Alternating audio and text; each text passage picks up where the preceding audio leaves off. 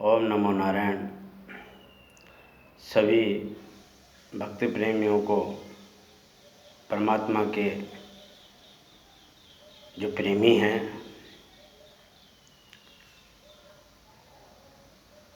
जो परमात्मा को मानता होगा,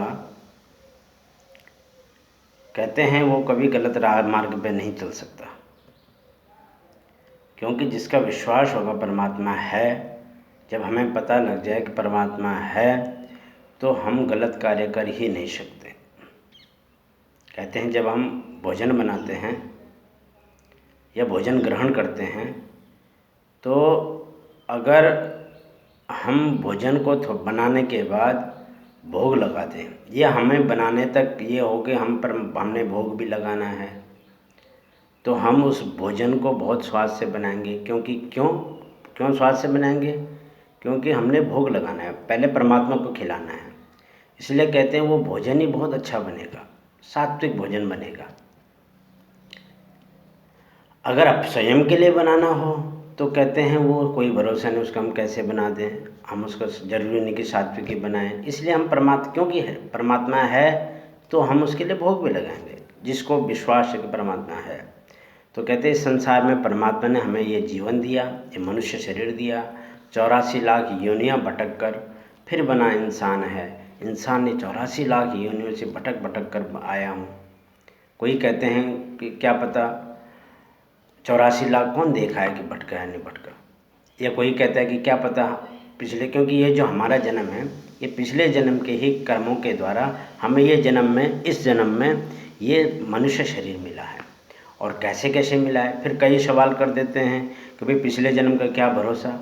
ऐसे ही बोल दिया कि पिछले जन्म के कर्मों के कारण इस जन्म के कर्म हमारे इसी जन्म में भुगतने पड़ते हैं, लेकिन पिछला जन्म का जरूर हमारा लेना देना होता है। इसका उदाहरण मैं देता हूँ। जिस प्रकार से एक ही समय पे 2 कुत्ते के बच्चे जन्म लेते हैं, एक ही समय पे, एक ही टाइम पे, अगर हम उनकी कुंडली बनाएं तो वो भी शायद को सेम निकलेगा, जुड़वा समझ लो, एक ही समय पे अलग अलग। लेकिन एक बच्चा कहते हैं एक अच्छे सेठ जी के घर में जन्म लेता है, कुत्ता पाल रखा है कुतिया, और उसने वहाँ बच्चे को पैदा किया। जन्म होते ही उसको सोफ़ा सेट, डल्लब के गद्दे, बहुत अच्छा खाना पीना। और एक बच्चा कहते हैं गली में, जो गली में बच्चा हो गया, एक ही कुतिया के 6-7 बच्चे हो गए, और उनको न कोई सुविधा, कीचड़ में कोई पता नहीं, उनको बिल्ली खा जाए कोई पता नहीं। जन्म तो एक ही समय पे लिया, हैं भी दोनों योनि में कुत्ते ही, लेकिन एक ने कहाँ जन्म लिया और एक ने कहाँ जन्म लिया, ये इसका प्रमाण है।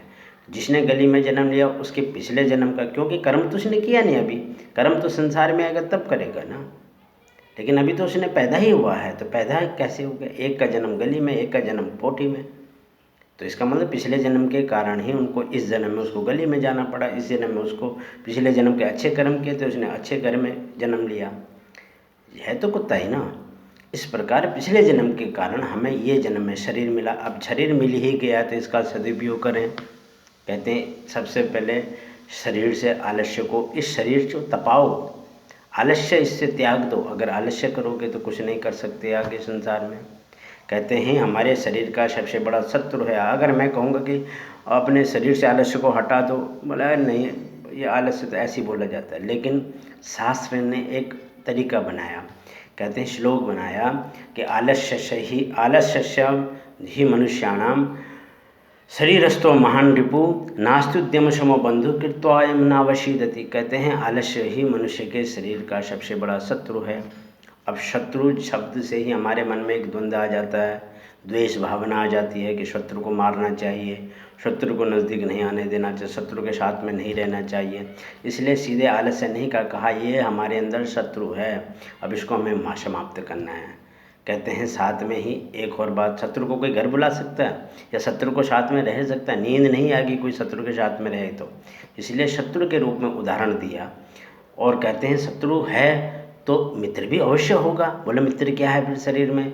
बोला ही नास्तुद्यम समो बंधु, बोला उद्यम, परिश्रम ही हमारे शरीर में एक हमारा मित्र भी है, उसको आगे लाओ तो कहते हैं शत्रु अपने आप दूर हो जाएगा। जब परिश्रम आएगा तो आलस्य दूर हो जाएगा, जब मित्र आ जाएगा, मित्र भाव आ जाएगा तो शत्रुत्व समाप्त हो जाएगा।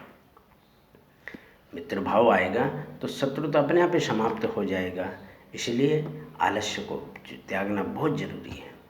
बिना परिश्रम के बोला कुछ नहीं कर सकता। उद्यमेन भी सिद्ध्यन्ति कार्याणेन मनोरथो नहीं सुप्त सिंह प्रविशन्ति मुखे मृगा।